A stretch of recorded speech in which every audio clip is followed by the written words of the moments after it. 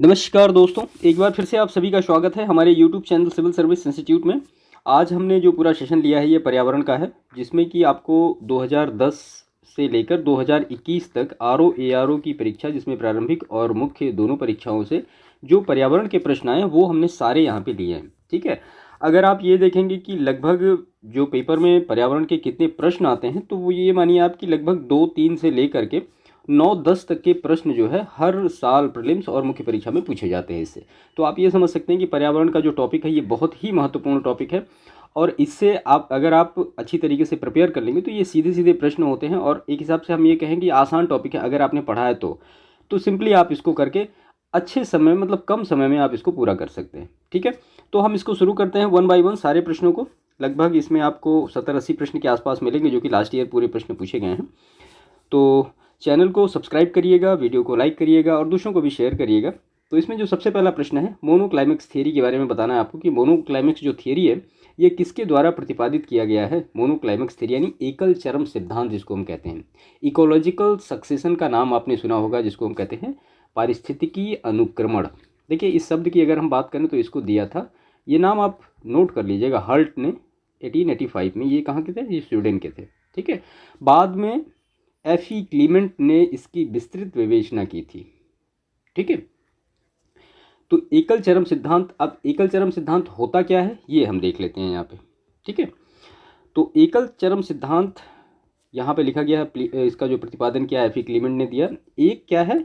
एक इकोलॉजिकल अवधारणा है, यानी पारिस्थितिकी अवधारणा है। किसी क्षेत्र के समुदायों के अनुक्रमण की अंतिम अवस्था को क्या कहा जाता है? क्लाइमेक्स समुदाय या क्लाइमेक्स कहते हैं। यह समुदाय अंतिम स्थायी स्वनियंत्रित और भौतिक एवं जैविक पर्यावरण के साथ साम्य स्थिति में होता है। समुदायों के अनुक्रमण की अवस्था को क्या कहा जाता है? शेरे कहा जाता है। एक बार यूपी पीसीएस की परीक्षा में सीधा सीधा ये प्रश्न पूछा गया कि शेरे क्या होता है, SERE। ठीक है, तो ये फैक्ट आप बिल्कुल याद करके रखिएगा कि शेरे क्या है, तो वो समुदायों के अनुक्रमण की अवस्था होती है। क्लीमेंट के एकल चरम सिद्धांत के अनुसार प्रत्येक क्षेत्र का एक अंतिम चरम समुदाय होता है जिसकी तरफ सभी समुदायों का विकास होता है। उनका विश्वास था कि जलवायु वनस्पति का निर्धारण करने वाला और किसी क्षेत्र के क्लाइमेक्स का एकल कारक होता है। ठीक है, तो अगर हम इकोलॉजिकल सक्सेशन की बात करें, जो कि क्लेमेंट के द्वारा इसका पूरा प्रतिपादन किया गया, अगर हम यहाँ पे इसका प्रोसेस देख लें, क्योंकि एक बार एग्जामिनेशन में ये पूछा गया कि इसका प्रोसेस क्या होता है। उसमें 5 प्रोसेस होते हैं, आप इनको नोट भी कर लीजिएगा, पहला, दूसरा, तीसरा, चौथा और पाँचवा। ठीक है, तो पहला जो प्रोसेस होता है इसको हम कहते हैं न्यूडेशन। ठीक है, इसको आप नोट करिएगा, NUDATION न्यूडेशन। उसके बाद इन्वेशन, INVATION इन्वेशन।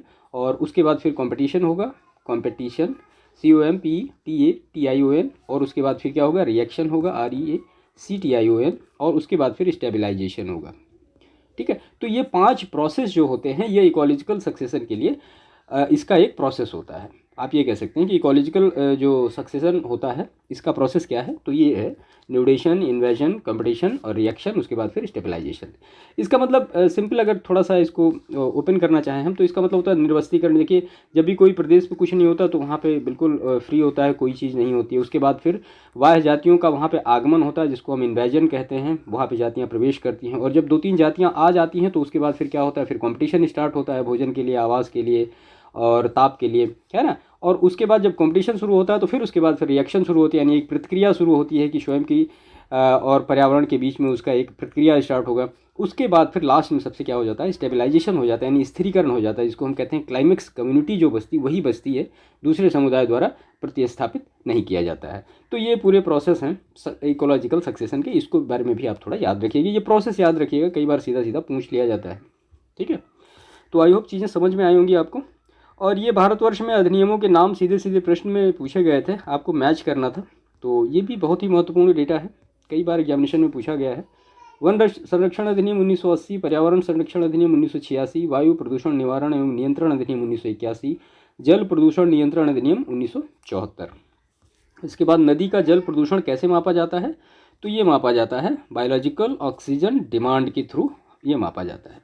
देखिए, सीधी सी बात है, अगर नदी में जल की घुली ऑक्सीजन की मात्रा इसी से किया जाता है, तो अगर ये ज़्यादा होगा तो इसका मतलब ये है प्रदूषण कम होगा, पोल्यूशन कम होगा। और अगर ऑक्सीजन जो नदी में घुली है ये कम होगी तो इसका मतलब पोल्यूशन ज़्यादा होगा। इसका जो मापन किया जाता है वो बायोलॉजिकल ऑक्सीजन डिमांड के माध्यम से किया जाता है और ये ऑक्सीजन की मात्रा पे डिपेंड करता है कि कम है ज़्यादा, उसी के हिसाब से हम पोल्यूशन को फेस करते हैं कि पोल्यूशन ज़्यादा है कि कम है। ठीक है, तो यहाँ पे जो इसका ऑप्शन हो जाएगा ये D, amount of oxygen dissolve in water, इसी को हम BOD भी कहते हैं। और उसके बाद नेक्स्ट है इसमें, घटते उत्पादकता के क्रम में अधोलिखित में निम्नलिखित कौन सा परितंत्र क्रम सही है। अब घटते उत्पादकता की बात कर रहे हैं तो सबसे ज़्यादा उत्पादकता फिर वो घटते हुए तो mangroves, grassland, lake and ocean, ये ऑप्शन यहाँ पे करेक्ट होगा। इसके बाद धूपगढ़ चोटी निम्नलिखित राष्ट्रीय उद्यानों में से किस में स्थित है। तो यहाँ पे धूपगढ़ चोटी जो है वो सातपुड़ा राष्ट्रीय उद्यान में स्थित है, आप सभी जानते हैं। सतपुड़ा पर्वत श्रेणी का विस्तार पश्चिम में राजपीपला पहाड़ियों से प्रारंभ होकर महादेव और मैकाल पहाड़ियों के रूप में छोटा नागपुर पठार के पश्चिमी सीमा तक है। इस पर्वत श्रेणी की सर्वोच्च चोटी क्या है, धूपगढ़ है। और कान्हा राष्ट्रीय उद्यान मध्य प्रदेश के 2 जिलों में कहाँ, मंडला और बालाघाट में। बांधवगढ़ राष्ट्रीय उद्यान मध्य प्रदेश के उमरिया जिले में और माधव राष्ट्रीय उद्यान मध्य प्रदेश के शिवपुरी जिले में। ये सारे फैक्ट भी आप माइंड में रखिएगा। इसके बाद इसमें नेक्स्ट प्रश्न है, भारत में निम्नलिखित में से किसे एक जैव विविधता हॉटस्पॉट माना जाता है। तो बायोडाइवर्सिटी हॉटस्पॉट होते हैं वो क्या है, तो यहाँ पे देख लेते हैं। जो हॉटस्पॉट होते हैं वो पश्चिमी घाट को माना जाता है। और 4 टाइप के हॉटस्पॉट हैं जो इंडिया में होते हैं। सर्वप्रथम 1988 में नॉर्मन मायर्स ने इस शब्द का प्रयोग किया था, बायोडाइवर्सिटी, ठीक है, जैव विविधता हॉटस्पॉट का। तो ये भी आप याद रखिएगा, पश्चिमी घाट, हिमालय क्षेत्र, इंडो बर्मा क्षेत्र और सुंडरलैंड यानी निकोबार द्वीप समूह। तो ये सारी चीज़ें, पारिस्थितिकी के विविध अवयव आपस में एक दूसरे पर निर्भर नहीं होते। तो जाहिर सी बात है, ऐसा तो नहीं होता है भाई हम हैं पेड़ों पर निर्भर हैं, पेड़ हमारे ऊपर निर्भर है, हम पानी देंगे तब वो बढ़ेंगे तो हमें फल देंगे। तो ये आपस में एक हिसाब से एक कोरिलेशन बना रहता है। तो ये ऑप्शन गलत ही होगा, ऑप्शन ए यहाँ पे वो कथन ए गलत होगा। और मानव क्रियाओं से वातावरण प्रभावित होता है। तो जाहिर सी बात है हम जो भी करते हैं उससे जो हमारा एटमॉस्फेयर है वो इफेक्टेड तो हो ही रहा है। तो यहाँ पे ऑप्शन डी सही होगा, ए सही नहीं है बट आर सही है। भारत का ओशनिक नेशनल पार्क कहाँ पे है। तो ओशनिक जो नेशनल पार्क है वो गुजरात में है। कहाँ पे है, कच्छ की खाड़ी में है, गुजरात में स्थित है। सुंदरबन भारत के पश्चिम बंगाल राज्य की दक्षिणी भाग में गंगा नदी के सुंदरबन डेल्टा के एक क्षेत्र में राष्ट्रीय उद्यान, बाघ संरक्षित क्षेत्र और बायोस्फीयर रिजर्व भी है।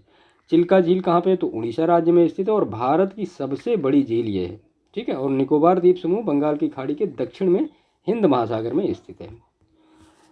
जीवाश्मी ईंधनों में एकमात्र ऊर्जा का चरम स्रोत क्या है। तो अब जीवाश्मी ईंधन की बात हो रही है, तो जीवाश्मी ईंधन में अगर ऊर्जा के चरम स्रोत की बात की जाएगी तो क्या आएगा, वहाँ पे सूर्य आएगा, क्योंकि ये ऊर्जा का क्या है, चरम स्रोत है। यही है ऑप्शन ए, यहाँ पे बी करेक्ट होगा। पारिस्थितिकी तंत्र का प्रेरक बल होता है। तो जाहिर सी बात है सोलर एनर्जी ही पारिस्थितिकी तंत्र का प्रेरक बल है। अगर ये नहीं होगा तो फिर पारिस्थितिकी तंत्र क्या हो जाएगा, समाप्त हो जाएगा। इसी के कारण जीव समुदाय क्या कर पाते हैं, विकास कर पाते हैं। और उसके बाद रामसर कन्वेंशन की बात है तो ये भी बहुत महत्वपूर्ण है। क्या है ये एक अंतर सरकारी संधि। ये जो इंपॉर्टेंट चीज़ें हैं इसको थोड़ा सा माइंड में रखा करिए। तो कब हुआ ये, 2 फरवरी 1971 को हुआ। कहाँ पे हुआ, ईरान, रामसर में हुआ। 2 फरवरी को क्या मनाया जाता है, विश्व आर्द्र भूमि दिवस के रूप में मनाया जाता है। और वेटलैंड और उनके संसाधनों के किसके लिए, संरक्षण और बुद्धिमत्तापूर्ण उपयोग के लिए राष्ट्रीय कार्य और अंतर्राष्ट्रीय सहयोग में ये उपलब्ध कराती है। तो ये सारी महत्वपूर्ण चीज़ें हैं इसके लिए आपको इसको थोड़ा सा याद रखिएगा। राष्ट्रीय वनीकरण एवं पारिस्थितिकी विकास बोर्ड यानी NAEB की स्थापना भारत सरकार द्वारा की गई थी। कब की गई थी, तो वो 1992 में की गई थी, ठीक है। इसका उद्देश्य क्या है, तो वनीकरण, वृक्षारोपण, पारिस्थितिकी पुनर्नवीकरण और पर्यावरण विकास गतिविधियों को बढ़ावा देने के लिए जिम्मेदार है। कौन, राष्ट्रीय वनीकरण एवं पारिस्थितिकी विकास बोर्ड, ग्रीन ट्रिब्यूनल। इसकी स्थापना हुई, कब हुई स्थापना, तो ये हुई 2010 में। कैसे हुई, तो राष्ट्रीय हरित अधिकरण अधिनियम के थ्रू हुई है। इसका काम क्या क्या है, तो इसका काम है पर्यावरण से संबंधित कानूनी अधिकारों के प्रवर्तन और व्यक्तियों और संपत्तियों के नुकसान के लिए सहायता और क्षतिपूर्ति देने या उससे संबंधित मामलों सहित पर्यावरण संरक्षण एवं वनों तथा अन्य प्राकृतिक संसाधनों के संरक्षण से संबंधित मामलों के प्रभावी और त्वरित निपटारे के लिए किया गया है इसको। इसके बाद नेक्स्ट है वन अनुसंधान संस्थान कहाँ स्थित है, तो ये देहरादून में स्थित है। 1906 में इसकी स्थापना हुई। पहले इसका नाम था इंपीरियल फॉरेस्ट रिसर्च इंस्टीट्यूट। इसके बाद फिर ये कथन कारण का प्रश्न है। तो जीवमंडल एक खुला यानी विवृत तंत्र का उदाहरण है और कारण दिया गया है जीवमंडल में पदार्थ के प्रारंभिक निवेश के बाद पुनः नए पदार्थों का निवेश नहीं हो सकता, परंतु ऊर्जा के निवेश एवं बहिर्गमन पर कोई प्रतिबंध नहीं होता है। अब आपको यहाँ पे पूरा एक डिटेल बताना है कि ये सही क्या है। अब इसमें से ये सब दिया गया है, तो हम इसका पूरा डिटेल पढ़ते हैं। तो जीवमंडल एक तंत्र का उदाहरण यानी एक सिस्टम है, क्योंकि यह मौलिक रूप से संघटकों से निर्मित है। पहला संघटक है इसका जैविक संघटक, दूसरा अजैविक संघटक, तीसरा ऊर्जा संघटक। ये तीनों संघटक आपस में एक दूसरे पर आधारित हैं और ये संगठन परावलंबित हैं तथा बृहदस्तरीय चक्रीय क्रियाविधियों द्वारा यानी जैव भू रसायन चक्र द्वारा एक दूसरे से अंतर संबंधित हैं। बृहद स्तरीय जैव भू रसायन चक्रों के माध्यम से जीव मंडलीय तंत्र में ऊर्जा तथा पदार्थों के निवेश एवं बहिर्गमन की प्रक्रियाओं का चालन होता रहता है। तो जीवमंडल क्या हुआ, एक ओपन सिस्टम का उदाहरण हुआ, क्योंकि अगर ये तीनों सिस्टम आपस में इंटरकनेक्ट नहीं होंगे, रिलेट नहीं करेंगे, तो ये फिर काम नहीं कर पाएंगे और फिर यहाँ पे कोई भी जैविक क्रिया पॉसिबल नहीं हो पाएगी। ठीक है, तो यहाँ पे ऑप्शन जो होगा वो सी सही है, ए सही है, लेकिन आर गलत है। आर गलत क्यों हुआ है, तो इसमें लिखा गया ना कि जीवमंडल के पदार्थों के प्रारंभिक निवेश के बाद नए पदार्थों का निवेश नहीं हो सकता। तो ऐसा नहीं है, नए पदार्थों का निवेश हो सकता है और ऊर्जा के निवेश एवं बहिर्गमन पर कोई प्रतिबंध नहीं होता, तो ये भी गलत है यहाँ पे। तो ए सही है, आर गलत है। इसके बाद जैविक एवं अजैविक संगठकों के मध्य बिचौलिया का कार्य करते हैं। कौन करते हैं, तो बिचौलिया का कार्य यहाँ पे उत्पादक करते हैं। तो जैविक और अजैविक घटक आपस में संबंधित होते हुए भी एक दूसरे पर परस्पर क्रियाकलाप करते रहते हैं एवं एक दूसरे को प्रभावित करते हुए प्राकृतिक एवं खाद्य श्रृंखला में अपनी महत्वपूर्ण भूमिका अदा करते हैं। उत्पादक जैविक एवं अजैविक जगत के संगठकों के मध्य बिचौलिए का कार्य करते हैं, क्योंकि ये प्रकाश संश्लेषण विधि से ऊर्जा प्राप्त करते हैं तथा भोज्य पदार्थ बनाते हैं एवं अपनी जड़ों द्वारा अजैविक पदार्थ ग्रहण करते हैं एवं उपभोक्ताओं को शाकाहारी, मांसाहारी व सर्वाहारी के लिए प्रत्यक्ष या अप्रत्यक्ष रूप से भोजन के स्रोतों के रूप में विद्यमान होते हैं। तो आई थिंक आपको समझ में आ गया होगा। इसके बाद ऊपरी वायुमंडल की ओजोन परत का क्षरण निम्नलिखित में से किससे हो रहा है, तो ये जो हो रहा है वो क्लोरोफ्लोरोकार्बन यानी CFC से हो रहा है। ठीक है, तो CFC क्या है, एक कार्बनिक यौगिक है जो केवल कार्बन, क्लोरीन, हाइड्रोजन और फ्लोरीन परमाणुओं के मिलने से बना है। इसका उपयोग कहाँ कहाँ होता है, तो वो फ्रिज में होता है, रेफ्रिजरेटर के बनाने में किया जाता है, परंतु इससे निकलने वाली क्लोरीन गैस से ओजोन का काफ़ी हद तक क्षय होता रहता है। मॉन्ट्रियल प्रोटोकॉल ओजोन परत को क्षीण करने वाले पदार्थों के बारे में अंतर्राष्ट्रीय संधि है जो ओजोन परत को संरक्षित करने के लिए चरणबद्ध तरीके से उन पदार्थों का उत्सर्जन रोकने के लिए बनाई गई जिन्हें ओजोन परत को क्षीण करने के उत्तरदायी माना जाता है। तो ये इस बीच दोनों चीज़ें यहाँ पे आप याद रखिएगा। निम्नलिखित में से कौन सी हरित गृह गैस नहीं है, तो जाहिर सी बात है ऑक्सीजन नहीं होगा।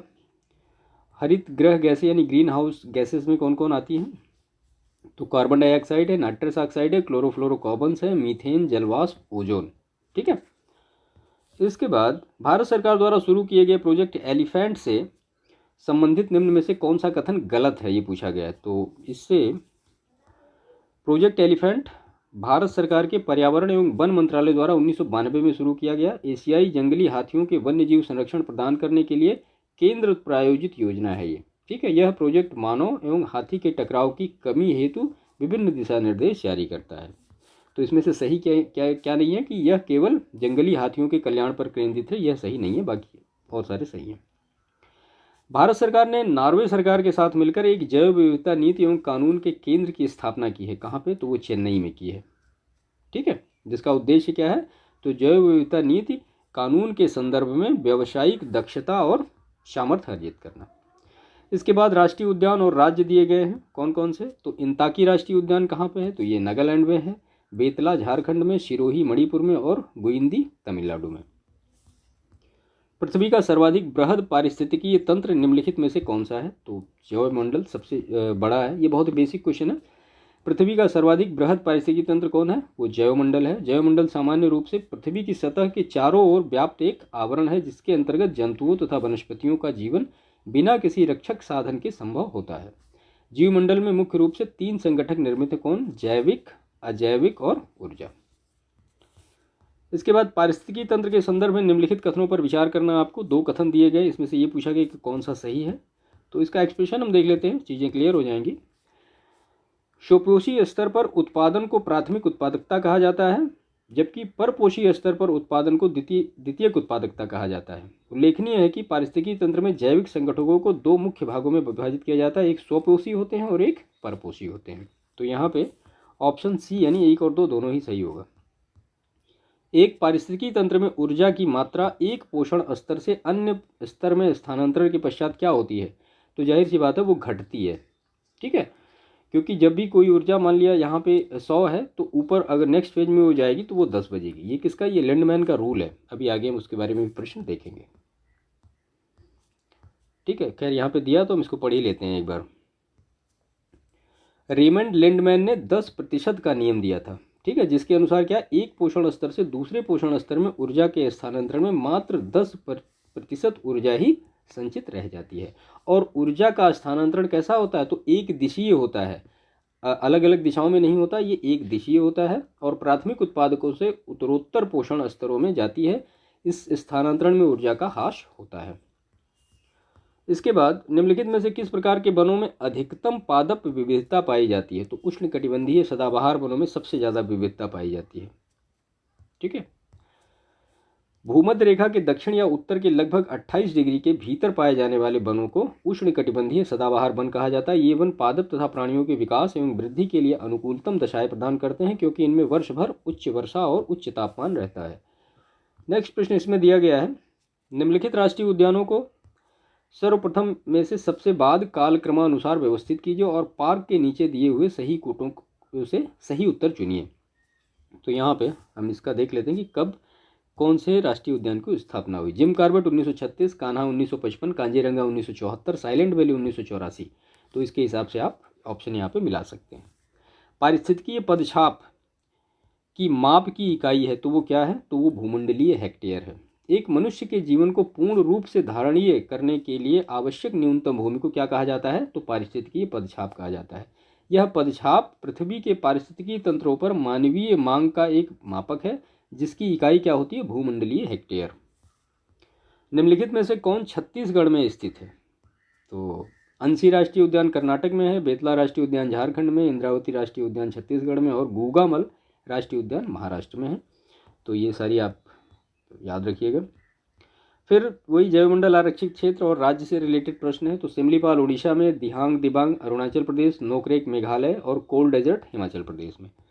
इसके बाद भितरकनिका गरान के संदर्भ में निम्नलिखित कथनों पर विचार कीजिए। तो यह वंशधारा और सुवर्णधारा नदियों के डेल्टा में स्थित है या पश्चिम बंगाल में स्थित है? तो ये उड़ीसा में स्थित है, पश्चिम बंगाल में तो नहीं है। इसका एक्सप्रेशन है, भितरकनिका गरान उड़ीसा में ब्राह्मणी और बैतरणी नदियों के मध्य महानदी डेल्टा पर अवस्थित है।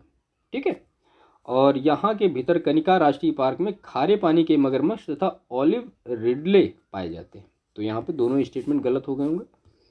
यूनेस्को ने जुलाई 2016 में भारत के निम्नलिखित किस राष्ट्रीय उद्यान को विश्व धरोहर स्थल घोषित किया? तो ये किया कंचनजंगा यानी खंगचेंगजोंग राष्ट्रीय उद्यान को। तो आप ये नाम भी याद रखिएगा, कई बार हो सकता है एग्जामिनेशन में पूछ लिया जाए। जुलाई 2016 में इस्तांबुल में सम्मेलन हुआ था। सिक्किम के कंचनजंगा नेशनल पार्क, बिहार के नालंदा महाविहार और चंडीगढ़ के कैपिटल कॉम्प्लेक्स को विश्व धरोहर स्थल घोषित किया है। निम्नलिखित नगरों में से किसमें Indian institute of ecological and environment स्थित है? तो वो नई दिल्ली में स्थित है। इसकी स्थापना 1980 में हुई। जैव विविधता को परिभाषित किया जाता है। तो जैव विविधता को कैसे परिभाषित किया जाता है? तो किसी पर्यावरण के विभिन्न प्रजातियों की श्रेणी को जैव विविधता कहा जाता है। इसका एक्सप्रेशन हम देख लेते हैं। किसी प्राकृतिक प्रदेश में पाई जाने वाली जंगली तथा पालतू जीव जंतुओं एवं पादपों की प्रजातियों की बहुलता को क्या कहा जाता है? जैव विविधता कहा जाता है। जैव विविधता से तात्पर्य पृथ्वी पर पाए जाने वाले जीवों की विविधता से है और जैव विविधता शब्द का प्रयोग वॉल्टर जी रोजन ने 1985 में किया था। भारतीय राष्ट्रीय जैविक विविधता प्राधिकरण कब स्थापित किया गया? तो ये 2003 में चेन्नई में स्थापित किया गया है। ठीक है, और नेक्स्ट है इसमें, निम्नलिखित में से कौन वायु प्रदूषक सर्वाधिक हानिकारक है? तो यहाँ पे 4 दिए गए हैं। तो ओजोन है, कार्बन डाइऑक्साइड, हाइड्रोजन सल्फाइड और कार्बन मोनोऑक्साइड। तो कार्बन मोनोऑक्साइड हवा से भारी है, पानी में अघुलनशील है, गंध स्वादहीन और रंगहीन गैस है। इसे दम घोटू गैस भी कहा जाता है। श्वास के माध्यम से शरीर में पहुंचकर यह रक्त में उपस्थित हीमोग्लोबिन की ऑक्सीजन वहन क्षमता को बिल्कुल कम कर देती है, जिसके फलस्वरूप मानव की मृत्यु हो जाती है। ध्यातव्य है कि कार्बन मोनोऑक्साइड की मनुष्य की रक्त में उपस्थित होमोग्लोबिन से क्रिया करने की क्षमता ऑक्सीजन की अपेक्षा 250 गुना अधिक होती है। तो इस वजह से CO जो है, कार्बन मोनोऑक्साइड, सबसे मतलब हानिकारक गैस है। नेक्स्ट है जलीय फर्न, जिसे जैव उर्वरक के रूप में प्रयुक्त किया जाता है, वो है एजोला। ठीक है, एजोला क्या है? ठंडे पानी पर उगने वाला एक घास का पौधा है जो प्रायः तालाब, पानी भरे स्थानों में तैरती उगती घासों के ऊपर रहता है ये, और इसकी वृद्धि इतनी तीव्र होती है कि यह 20 से 30 दिनों के भीतर दुगना हो जाता है। इसका प्रयोग धान की फसल में जैव उर्वरक के रूप में किया जाता है। धान की फसल में नीर हरित शैवाल की अपेक्षा अधिक प्रभावकारी सिद्ध हुआ। एजोला की नाइट्रोजन स्थिरीकरण क्षमता अधिक होती है। यह एक जलीय फर्न है जिसमें एनाबिना एजोली नामक शैवाल सहजीवी के रूप में वास करता है। तो ये सारे ही फैक्ट आप याद रखिएगा। ऑक्सीजन जो प्रकाश संश्लेषण से उत्पन्न होती है वो कहाँ से आती है? तो वो आती है जल से। जाहिर सी बात है, H2O होता है। और प्रकाश संश्लेषण की क्रिया क्या है? एक ऑक्सीडेशन एंड रिडक्शन की क्रिया, यानी अपचयन उपचयन की क्रिया है। इसमें जल का उपचयन ऑक्सीजन के बनने के बाद तथा कार्बन डाइऑक्साइड का अपचयन शर्करा के निर्माण में होता है। इसके बाद नेक्स्ट है, प्रकाश संश्लेषण में कौन सा प्रकाश सबसे अधिक प्रभावकारी होता है? तो वो होता है लाल प्रकाश। ठीक है, निम्नलिखित में से कौन सा जैव निम्नीकरण है? तो जैव निम्नीकरण क्या है? वो रबर है जो कि जैव निम्नीकरण है। ये किससे बनता है? पेड़ और लताओं या रस से बनता है ये। निम्नलिखित में से कौन सी गैस ओजोन परत के ह्रास के लिए उत्तरदायी है? तो यहाँ पे CFC हम पहले भी देख चुके हैं, क्लोरोफ्लोरोकार्बन जो है ये उत्तरदायी है। ओजोन परत पे होता है हमारा, वो समताप मंडल पे होती है हमारी ओजोन परत, तो ये भी आप याद रखिएगा। प्रतिशतता के आधार पर वायुमंडल में सर्वाधिक पाई जाने वाली गैसें कौन सी हैं? तो जाहिर सी बात है, नाइट्रोजन का परसेंट सबसे ज़्यादा है, तो सबसे ज़्यादा कौन सा पाया जाएगा? नाइट्रोजन, फिर ऑक्सीजन, फिर कार्बन डाइऑक्साइड। ठीक है, और फिर आर्गन। कम, ये चारों के नाम आप याद रखिएगा, नाइट्रोजन, ऑक्सीजन, कार्बन डाइऑक्साइड और आर्गन। कई बार ऐसे लिखा जाता है नाइट्रोजन, ऑक्सीजन, CO2 और आर्गन। अब यहाँ पे लिख जाएगा इस तरह से 78.7, तो ये तो दोनों ठीक रहता है, नाइट्रोजन और ऑक्सीजन में कोई कन्फ्यूजन नहीं होता। लेकिन कार्बन डाइऑक्साइड और आर्गन का जब डेटा होता है 0.03 और 0.93, इसमें कन्फ्यूजन होने लगता है कि यार कौन सा था, 93 वाला था, या मतलब कार्बन डाइऑक्साइड 0.93 है या 0.03 है। तो ये दोनों आप बहुत ध्यान से याद रखिएगा। तो CO2 क्या है? 0.03% है, और आर्गन जो है 0.93% है। निम्नलिखित में से किस कार्य से पारिस्थितिकी संतुलन बिगड़ता है? तो जाहिर सी बात है, लकड़ी काटने से पारिस्थितिकी संतुलन बिगड़ता है। पारिस्थितिकी निम्नलिखित के बीच पारस्परिक संबंधों का अध्ययन है। किसके किसके बीच में? तो जीव और वातावरण के बीच में ये अध्ययन है पारिस्थितिकी, उसको हम कहते हैं। इसका जो श्रेय दिया था अर्नेस्ट हैकल ने दिया था। इन्होंने ही कहा था कि मतलब वातावरण और जीव समुदाय के मध्य पारस्परिक संबंधों के अध्ययन को क्या कहते हैं? तो पारिस्थितिकी कहते हैं। और उसके बाद मृदा क्षरण को रोका जा सकता है। तो मृदा क्षरण को जाहिर सी बात है पेड़ लगा के रोका जा सकता है, वनारोपण से रोका जा सकता है। निम्नलिखित झीलों में से कौन सी एक विश्व धरोहर स्थल है? तो डोमिनिका की बाइलिंग झील जो है ये विश्व धरोहर स्थल है। ठीक है, इसके बाद एजेंडा 21 किससे संबंधित है? तो जाहिर सी बात है ये सस्टेनेबल डेवलपमेंट से रिलेटेड है। एजेंडा 21 संयुक्त राष्ट्र संघ की सतत विकास से संबंधित एक योजना है। 1992 में ब्राज़ील के रियो डे जेनेरो में आयोजित पृथ्वी शिखर सम्मेलन के दौरान एजेंडा 21 कार्य योजना को मूर्त रूप प्रदान किया गया था। इसके बाद इसमें है, निम्नलिखित में से कौन एक यूनेस्को द्वारा प्रमाणित भारत की बृहत्तम जैवमंडलीय निधि है? तो वो है मन्नार की खाड़ी। इसके बाद इसका पूरा डिटेल देख लीजिए कि किसका क्षेत्रफल कितना है जैवमंडल निधि का। नीलगिरी का 5220, और जैवमंडल आरक्षित क्षेत्र का दर्जा इनको कब मिला? 1986 में। नंदा देवी का जो क्षेत्रफल है वो 5860, ये दर्जा कब मिला? 1988 में। सुंदरबन का क्षेत्रफल 9630, जैवमंडल का दर्जा मिला 1989 में। और मन्नार की खाड़ी 10,500, और जैवमंडल का दर्जा मिला 1989 में। भारत के निम्नलिखित में से कौन से नगर वृक्षारोपण में विशिष्टता रखता है? तो यहाँ पे वालपराई, ये कहाँ पे है? तमिलनाडु के कोयम्बटूर जिले में स्थित है। इसे 7वां स्वर्ग भी कहा जाता है, तो ये भी एक बार याद रखिएगा थोड़ा सा।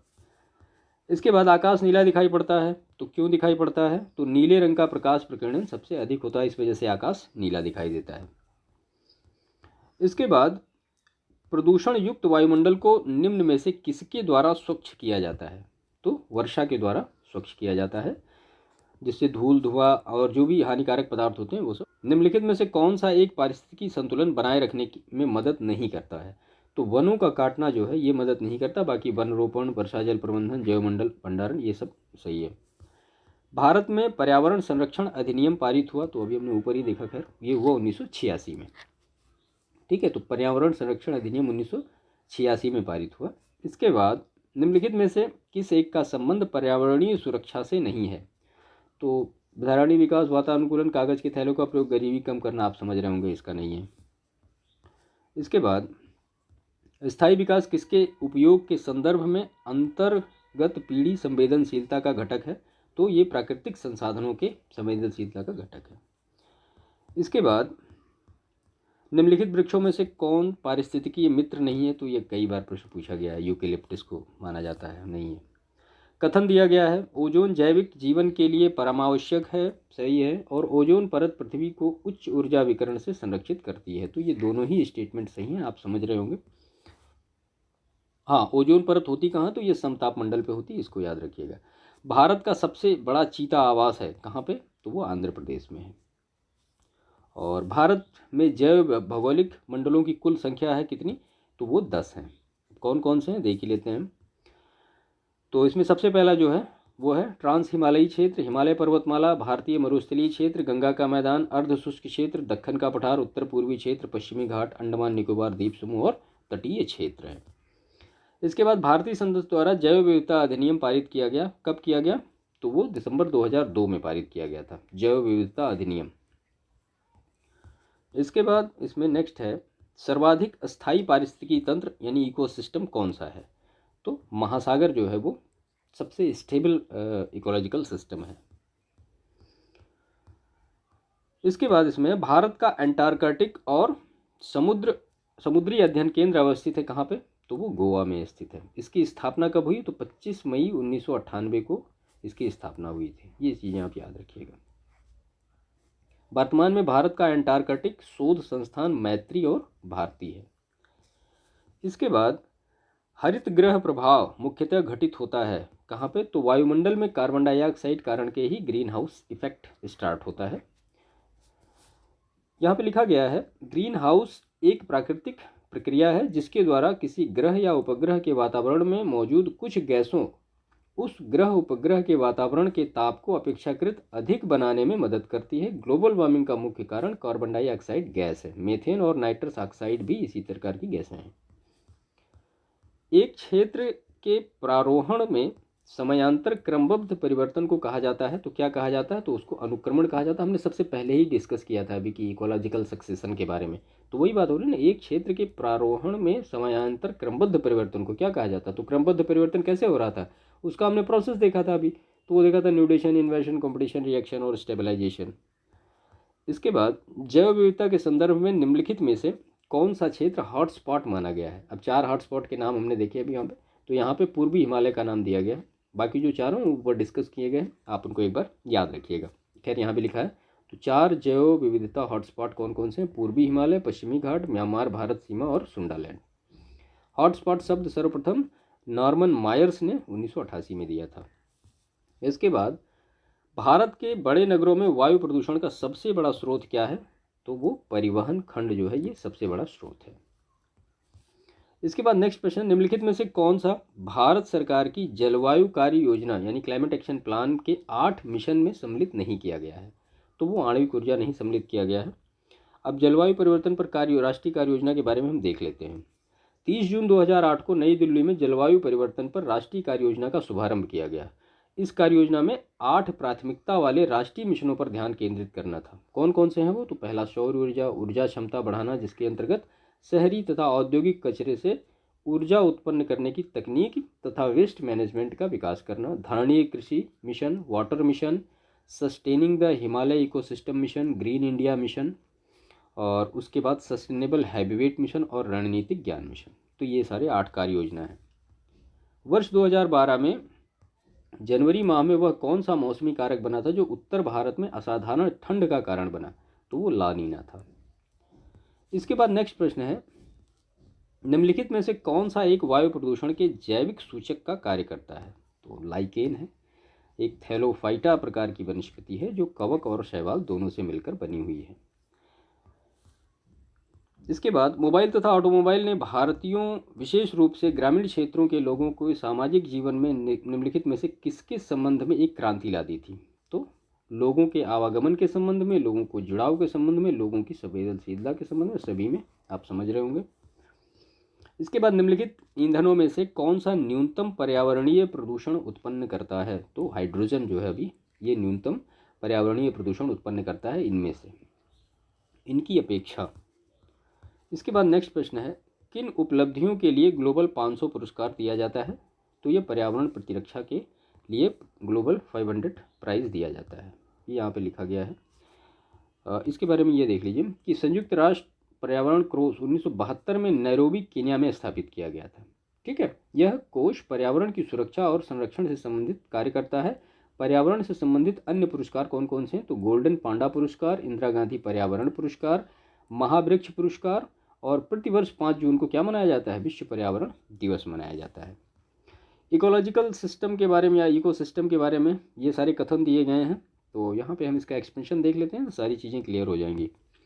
प्रत्येक क्षेत्र विशेष में समस्त जीव समुदाय का जैविक तथा अजैविक वातावरण के साथ पारस्परिक भौतिक, रासायनिक तथा जैविक संबंध का एक ढांचा या तंत्र विकसित होता है, जिसको हम क्या कहते हैं? जिसको हम पारिस्थितिकीय तंत्र कहते हैं।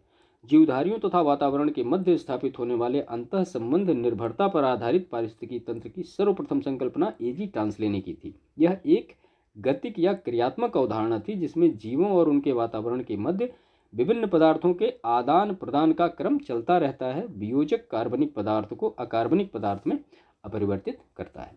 ठीक है, यानी जो वियोजक होते हैं वो जो कार्बनिक पदार्थ होते हैं उनको अकार्बनिक पदार्थ में क्या करते हैं? परिवर्तित करते हैं, डिकम्पोज करते हैं। उसके बाद ग्लोबल वार्मिंग के परिणाम स्वरूप ये सारा पूछा गया है, तो यहाँ पे हम इसका एक्सप्लेनेशन देखते हैं। हमारे लिए महत्वपूर्ण वो है, हमारे वायुमंडल में बढ़ती उष्मारोधी गैसों जैसे क्या है? Carbon dioxide, methane, nitrous oxide, chlorofluorocarbon, hydrofluorocarbon, sulphur, hexafluoride, ये सारी क्या हैं? तो ये सब ग्रीन हाउस गैसेज हैं। बंथरा में प्लांट फील्ड जीन बैंक तो किस पे ध्यान देगा वो? तो संकटापन्न पौधों के वर्ग के पौधों को सुरक्षित रखेगा, जैविक विभिन्नता की पायरेसी को रोकेगा और आर्थिक दृष्टि से महत्वपूर्ण पौधों की पहचान देगा। तो यहाँ पे ऑप्शन डी करेक्ट है। और ये कहाँ पे है? उत्तर प्रदेश राज्य औद्योगिक विकास निगम बंथरा, उन्नाव में है। एक चर्म प्रौद्योगिकी पार्क स्थापित है। इसके बाद इकोसिस्टम में उच्चतम पोषण स्तर प्राप्त करता है तो कौन? तो सर्वाहारी को प्राप्त होता है। वही सारी चीज़ें एजी टांसले 1935 में इसकी व्याख्या की थी, और उनके अनुसार क्या? किसी भी स्थान के जीवी समुदाय के जीवों तथा उनके चारों ओर पाए जाने वाले अजीवी वातावरण में परस्पर एक संबंध होता है। जैव वानिकी के संबंध में निम्नलिखित कथन कौन कौन से सही हैं? तो यहाँ पे इसका शाब्दिक अर्थ क्या होता है? जीवन का प्रबंधन, यह पारिस्थितिकी का पर्याय है और यह प्राकृतिक तंत्रों के मूल्य पर बल देता है जो मानव तंत्रों को प्रभावित करते हैं। इसके बाद नेक्स्ट है इसमें, तो सर्वाधिक जैव विविधता पाई जाती है, कहाँ पे पाई जाती है? तो शांत घाटी, यानी जो कि केरल में है, वहाँ पाई जाती है। इसके बाद निम्नलिखित में से कौन सी गैस वायुमंडल में अम्लीय वर्षा की उत्पत्ति के लिए उत्तरदायी है? तो सल्फर डाइऑक्साइड जो है ये उसके लिए उत्तरदायी है। तो देखिए, दो गैसें हैं, सल्फर डाइऑक्साइड और नाइट्रोजन डाइऑक्साइड। इन दोनों गैसों से एसिड रेन होती है। इसके बाद पर्यावरणीय समस्याओं के कारण किस कीटनाशक का प्रयोग कम किया जाने लगा? तो वो डीडीटी है। ठीक है, डाइक्लोरो डाइफेनिल ट्राइक्लोरो एथेन। इसके बाद निम्नलिखित में से किसे नगर का हृदय यानी हार्ट ऑफ द सिटी कहा जाता है? तो केंद्रीय व्यापारिक क्षेत्र यानी जिला को ये कहा जाता है। इसके बाद पारितंत्र शब्द का प्रथम प्रयोग 1935 में किसके द्वारा किया गया? तो एजी टांसले द्वारा किया गया 1935 में। और इसके बाद फिर ये बायोडाइवर्सिटी क्या है? तो जैव विविधता क्या होती है? संपूर्ण प्रजातियों, संपूर्ण जीन और संपूर्ण पारितंत्रों का योग होता है। तो ये सारे पूरे प्रश्न थे जो कि लास्ट ईयर एग्जामिनेशन में पूछे गए थे, जो कि हमने 1 बाय 1 यहाँ पे सारे डिस्कस किए। ठीक है, आई थिंक आपको सारी चीज़ें क्लियर हुई होंगी। और आपने ये देखा होगा कि जो प्रश्न पूछने का तरीका है उत्तर प्रदेश लोक सेवा आयोग का, जो कि RO की प्रारंभिक परीक्षा में, वो किस तरह से है, और अभी जो 2023 में आने वाले हैं जो पेपर होने वाला है 11 फरवरी को, उसका पेपर जो होता है वो किस लेवल का हो सकता है। ठीक है, बाकी ये सारी चीज़ें जो इसमें आई हैं ये भी बहुत महत्वपूर्ण है, इनके बारे में भी आप अच्छी तरीके से याद रखिएगा, क्योंकि चीज़ें यही घुमा फिरा के पूछी जाती हैं एग्जामिनेशन में। आप उठा के पेपर देखेंगे तो आपको लगेगा अब इसी में से बहुत सारे प्रश्न जो आपस में कोरिलेट कर रहे थे, आपने ध्यान दिया होगा। ठीक है, तो सेशन को यहीं पर समाप्त करते हैं, बाकी मिलते हैं नेक्स्ट सेशन में। तब तक के लिए आपका बहुत बहुत धन्यवाद। Thank you.